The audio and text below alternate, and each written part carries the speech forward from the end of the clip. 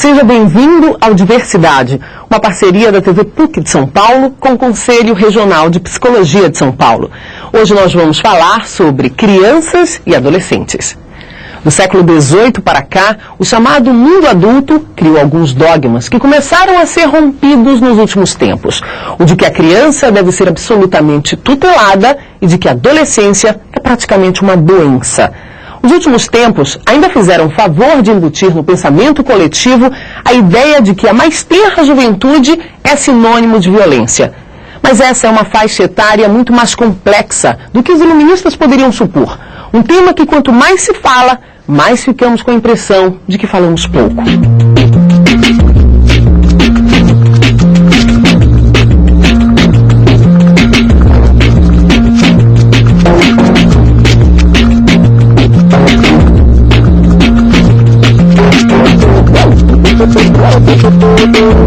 No programa de hoje você vai ver o que a mídia eletrônica pensa da criança.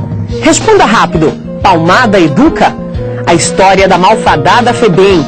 Na opinião, a psicóloga Patrícia Grandino fala das medidas socioeducativas e a escritora Tatiana Belink fala da importância da presença dos livros na vida das crianças. E vamos começar ouvindo.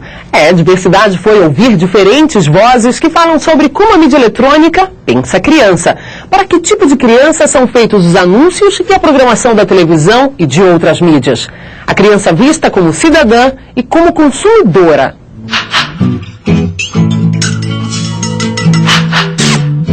Olhinhos vidrados na tela, pequenas mãos no controle remoto e acesso ilimitado à informação. Filhos criados pela babá eletrônica e pelas outras mídias circulam livremente por um universo de cores, sons e imagens. Só que todos esses mundos estão à venda e os poderosos navegadores também são os alvos frágeis nessa corrida maluca em busca do consumidor. O Diversidade foi até os bastidores para descobrir o que as várias peças dessa engrenagem pensam e querem da criança. A criança do século XXI, ela tem controle, assim, ela tem controle remoto na mão, sabe, assim, então, assim, tá chato, ela desapeia, sabe, não é uma criança que, sabe, como a gente, tipo, tinha que ir até lá, aí muda, senta, aí, tipo, sabe, assim, não, é pá, pá, pá, pá, pá, pá, pá.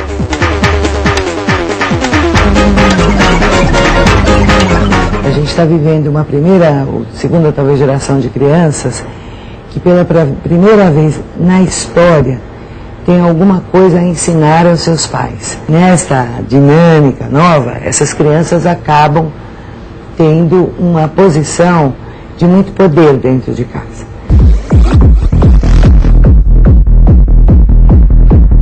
As pesquisas mostram que essa garotada vale muito mais do que pesa. As crianças influenciam 80% das compras de uma casa. Não é à toa que está assim de gente querendo falar com elas e, claro, vender para elas. Essas propagandas, elas estimulam um consumo precoce por parte das crianças. Então isso a gente acredita que não é muito, isso é prejudicial para a sociedade, na medida em que a criança ela não tem ali uma capacidade de discernimento suficiente para determinar se aquele produto é ou não adequado para ser comprado, se a família tem condições de comprar esse produto. Encarar a criança como, em primeiro lugar, como um consumidor, eu acho uma temeridade, eu acho que é nocivo sim.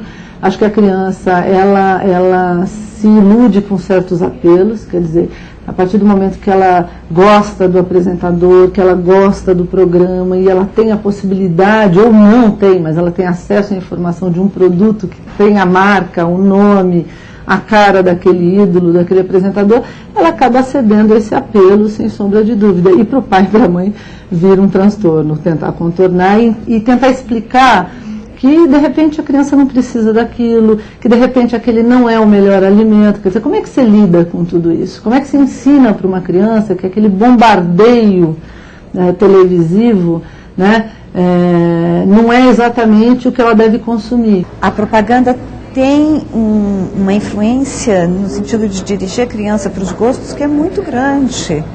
Então, o que acaba acontecendo é que vão vindo tendências de coisas que eu gosto. Tendências que me levam a gostar de bonequinhos japoneses, que me levam a gostar de tênis com luz, que me levam a gostar de salgadinhos com sabores. A mídia parece que indica grandes tendências e depois as marcas, os tipos, os produtos especificamente, essas coisas elas... E aí vão se dividindo, mas as grandes tendências, eu acho que a mídia é muito responsável. Eu não acho que a mídia faça isso de uma forma dirigida para isso. Estou te falando os bastidores da psicossociologia da infância hoje. Mas eu não acho que isso seja uma coisa, um dado de realidade. Você entra numa agência, vai falar com a criação e a criação tem isso super claramente colocado. A criação provavelmente percebe inconscientemente algumas coisas, vive outras, e o que você vê no final são coisas que podem parecer uma manipulação direta dessa situação. O Ministério Público Federal constituiu um grupo de trabalho no âmbito da Procuradoria Federal dos Direitos do Cidadão para estudar as várias possibilidades de intervenção do Ministério Público Federal nessa questão dos meios de comunicação. E dentre as várias propostas que nós estamos estudando, uma delas diz respeito à questão da publicidade para crianças. Alguns anunciantes já, por exemplo, estão deixando de veicular em determinados horários ou em determinados programas que são dirigidos para criança, né? Existem algumas manifestações nesse sentido. Ainda no Brasil são pequenas, estão engatinhando, mas já é digamos, um começo. As famílias culpam a mídia e culpam as escolas. As escolas culpam a mídia e as famílias. A mídia culpa as famílias e quem de direito. Ninguém olha para essas crianças. Eu quero saber quem é que está preocupado efetivamente em levantar o espírito crítico. Para finalizar essa matéria, a gente resolveu ouvir quem mais importa nessa história toda, a criança. A Daniele tem 11 anos. O que você achou disso aí? Eu achei assim, que é verdade, assim, as crianças elas ficam impressionadas com o que ela vê e enche o saco da mãe para comprar, né? Eu vejo isso porque minhas priminhas são assim. Tudo que ela vê na televisão, ela quer comprar, ela acha que é verdade. Eu só assisto propaganda que é legal, porque só eu mudo de canal. Diversidade foi às ruas para saber o que pensam os filhos e os papais sobre aquela famosa palmadinha. Será que ela educa?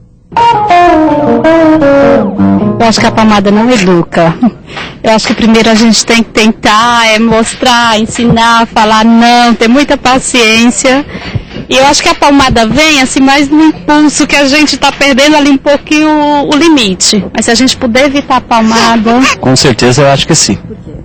Eu acho que põe medo, põe respeito, eu acho. Porque se tudo que for fazer a gente deixar, acho que, sei lá, eu acho que põe respeito um pouquinho. Eu acho que não. Por que não? Porque a criança, ela não sabe o que está acontecendo. Então eu acho que vale muito mais explicar do que bater. Dá um sapinho. Mas também não exagerar, um sapinho só, tá? Eu acho que faz bem de vez em quando, na hora certa faz bem. Minha avó só dá uns tabefe de varinha. Por que ela dá? Porque eu mereço. O que você já fez que você levou umas palmadinhas do seu pai? Que não obedece, né? Hoje você levou um tapa na bunda, por quê? A gente tem que determinar um limite para a criança, né? Se ela ultrapassa o limite, uma palmadinha para ela sentir que não pode fazer o que está fazendo, né? Eu acho que educa sim. Dá palmada na hora errada, a criança fica revoltada e a hora que precisa não conversa com a criança. Então eu acho que conversar é melhor que dar palmada. Primeiro conversa, depois pode até dar palmada, se merecer. Para comentar essa enquete, Diversidade convidou a psicóloga Maria Amélia Azevedo. Maria Amélia é professora da USP e coordenadora do LACRE, o Laboratório da Criança da Universidade de São Paulo. A palmada é uma instituição brasileira, porque o Brasil tem 500 anos da famigerada mania de bater. O que o costume de bater ensinou para a nossa população? Em primeiro lugar, ensinou que a palmada surge do impulso.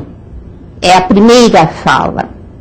Então, nós dizemos impulso para bater e a gente quer ensinar a criança a ter limites Quando a gente não consegue frear o próprio impulso, nós aqui no Brasil estamos lutando para que o Brasil seja o 12º país a proibir toda e qualquer punição corporal doméstica de crianças e adolescentes. Nós temos um projeto de lei no Congresso Nacional, apresentado em dezembro de 2003 pela deputada Maria do Rosário, do PT, e esse projeto foi elaborado por nós, do Laboratório de Estudos da Criança, com vários advogados da área de direitos humanos, porque nós entendemos que o direito de não apanhar é um dos direitos fundamentais da criança. Porque se a gente bate num adulto, hoje em dia, é considerada agressão.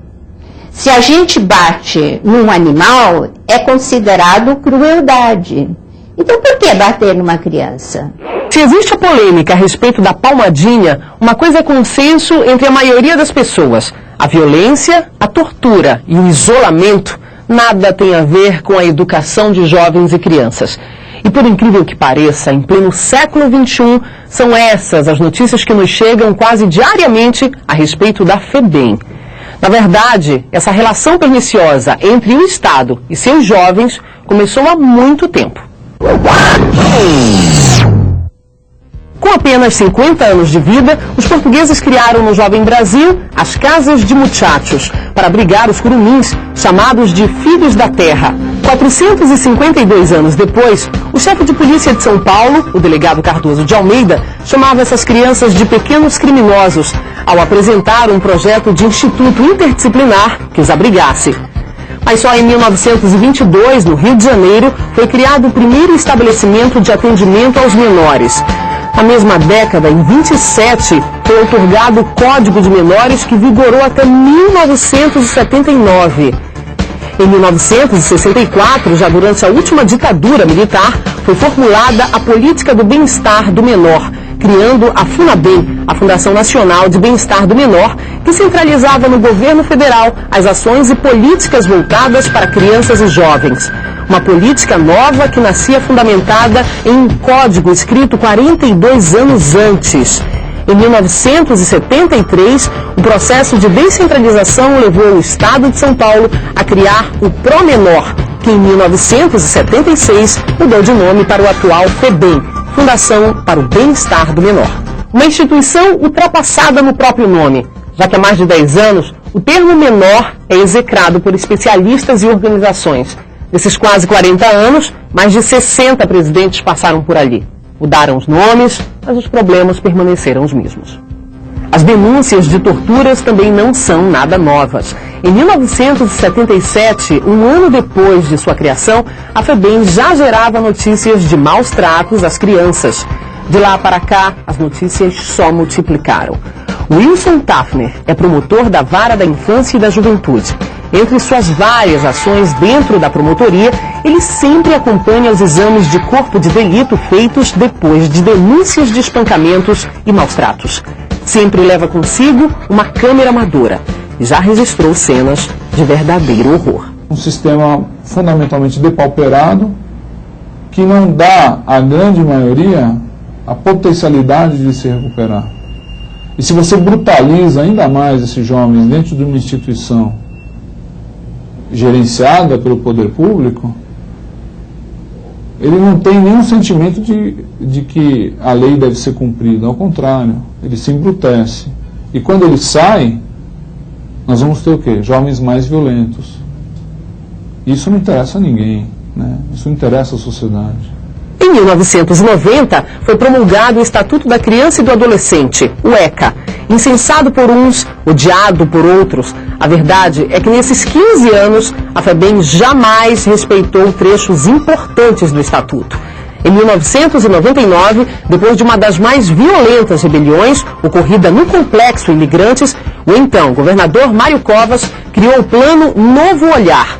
Vislumbrou-se que o Estado passaria a respeitar a lei, mas o que se viu foi uma integração perigosa entre a FEBEM e o sistema penitenciário, com seguidas transferências de crianças para os presídios do Estado. Mas as crises no sistema só foram se acumulando e o ECA cada vez mais deixado de lado.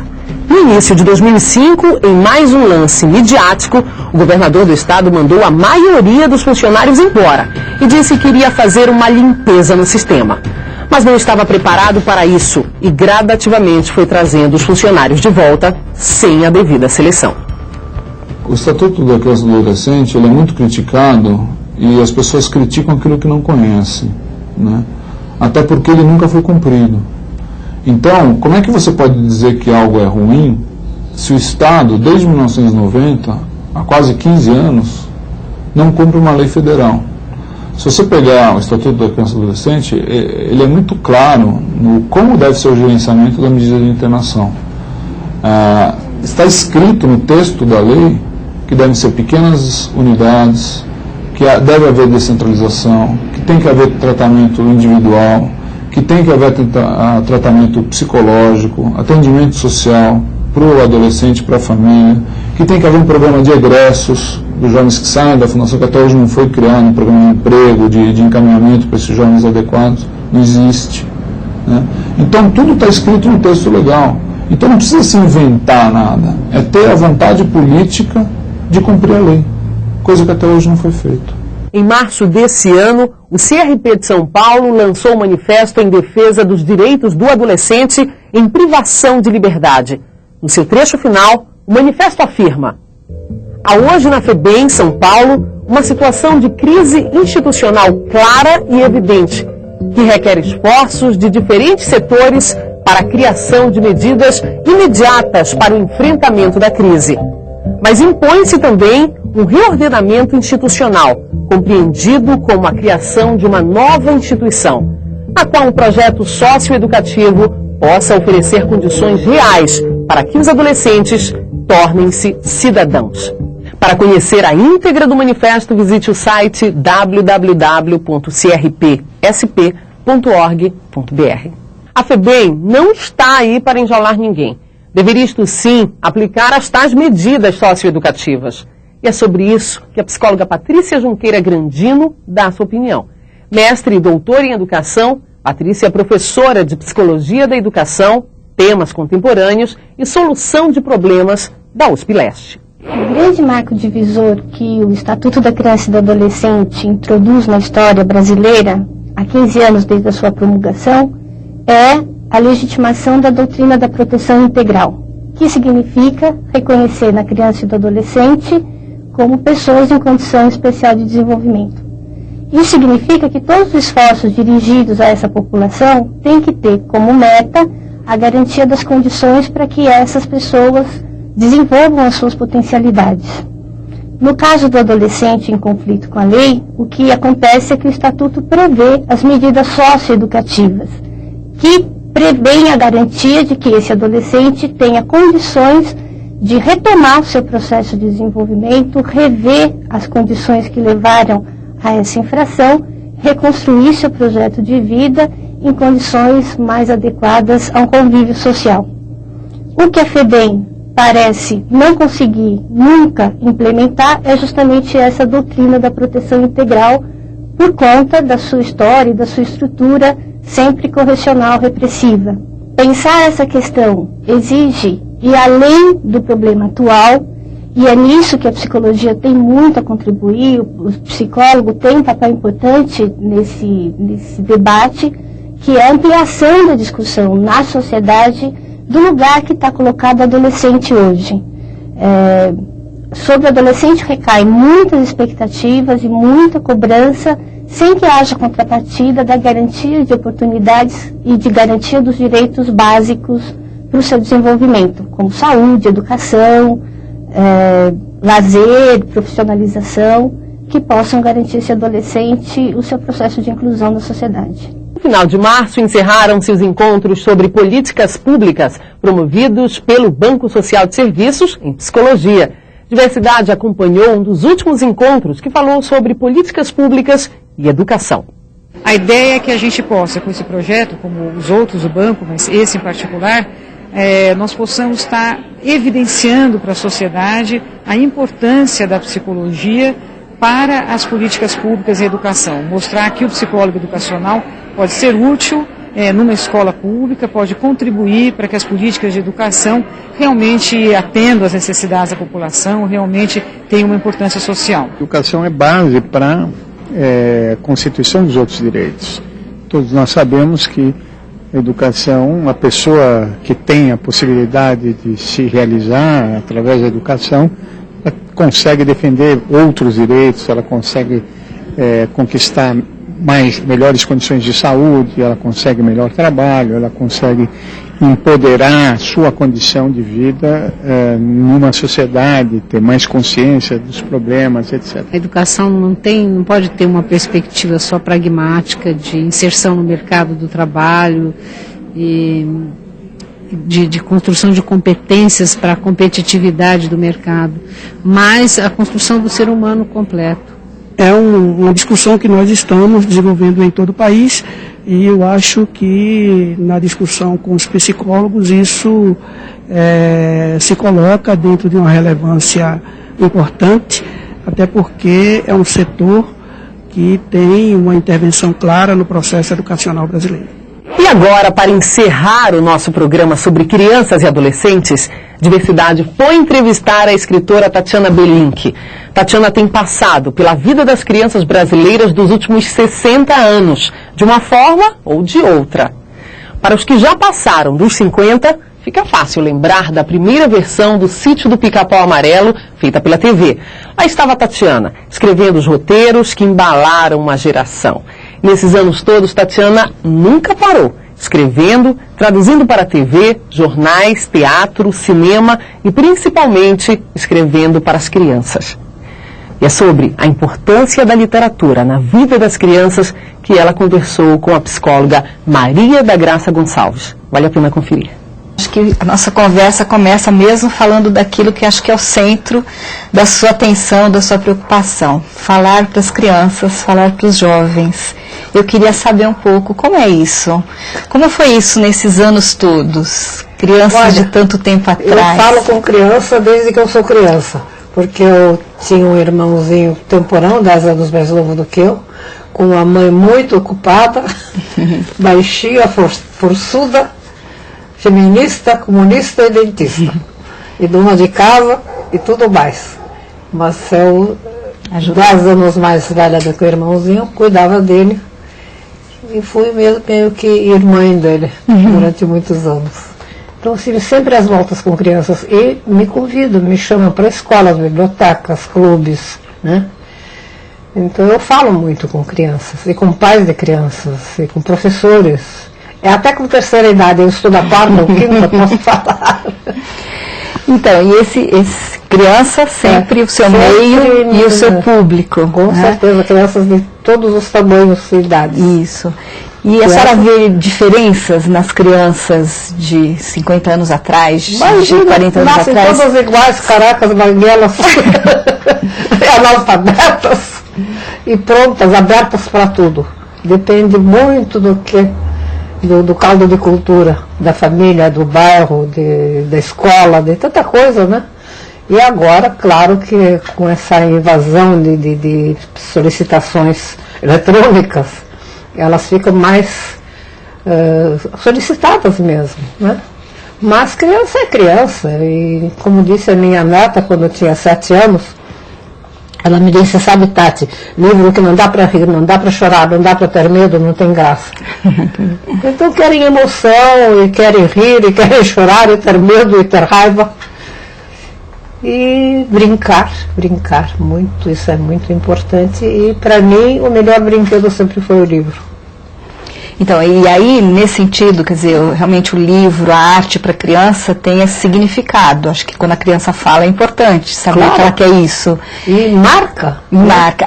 E assim, como o adulto se coloca em relação a isso? Quer dizer, muitas vezes o adulto se coloca naquele papel de querer educar, né? De uma posição. Isso, né? Então, eu queria saber como é isso. Já sabia isso. Tem que respeitar a inteligência da criança, a sensibilidade da criança, sem tati-bitati, falar com criança como gente. Isso. Para que ela... A criança absorve. É espantoso que sabe uma criança de 3, 4 anos só de absorver o ambiente, apesar da educação, quando vem de dedo em risco, isso pode, isso não pode, isso é bom, isso é mal, cala a boca, a criança não tem fala, assim por diante. Esse é um tipo de educação, existe ainda, mas tem melhorado um pouco. Quer dizer, a criança tem que ter seu espaço, é isso que a senhora está dizendo. Ela tem o que dizer, ela sabe o que ela quer. Sabe ou não sabe, mas tem querer, e não diz a criança não tem querer. Tem que respeitar, né? Não é, como dizia lá o outro, adulto em miniatura. É uma pessoa em crescimento, por dentro, em emoção. É muito importante. E muito importante lhe dar oportunidade. Me perguntam muito sobre livro. Meu filho não quer ler, eu mando ler, ele não quer ler.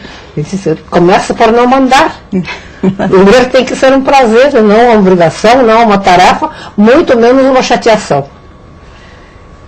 Dê-lhe chance, dê-lhe oportunidade, exponha a criança ao livro, exponha o livro à criança, deixe livros ao alcance da mão, dê o exemplo, não mande, leia você para você mesmo, para ele ver você lendo. Eu gostei da sua ideia de que tanto a criança, agora eu estou estendendo, o jovem, cada um tem o seu modo de ver a sua vida, as suas experiências, tem o que dizer, tem que ouvir. E quando me dizem a criança, o que é a criança? Eu disse, eu não sei o que é isso, o que é a criança? Existem crianças. Não existem duas iguais na mesma família.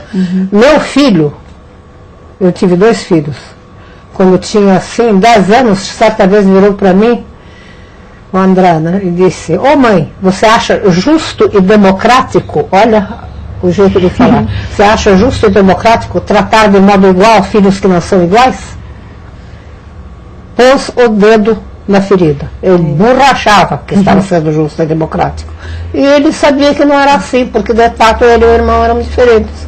Então o piparote que você dá num pode doer muito, e no outro não vai nem sentir, não vai nem perceber. Tem que saber com quem está lidando, tem que respeitar. Cada um é um, cada um tem a sua história. Dentro de casa, imagina. Imagina um exemplo, na escola, na aula, sei lá. Nada é tão simples assim, não é simples, graças a Deus. Eu aprendi com as crianças, aprendi muito lendo, observando e sendo criança também, não foi mole. Não é fácil ser criança. Até a criança feliz é uma ideia de poeta que vive a cantar. Que criança feliz? Criança até rica, até que tem tudo, nem sempre é feliz, nem sabe que é feliz, não era feliz e não sabia. Então, fica sentida, se sente oprimida, e é oprimida, mesmo a criança rica, mesmo que mandam nela, ou deixam subir no peito, ou restringem demais, quer dizer, não é fácil ser criança, não é fácil ser adolescente, não é fácil ser gente. É isso. Obrigada. Obrigada eu. Está terminando mais um Diversidade. A gente agradece a sua companhia. Em maio, vamos mostrar a cobertura do primeiro Congresso Latino-Americano de Psicologia. O programa vai ter sotaque castelhano. Até lá!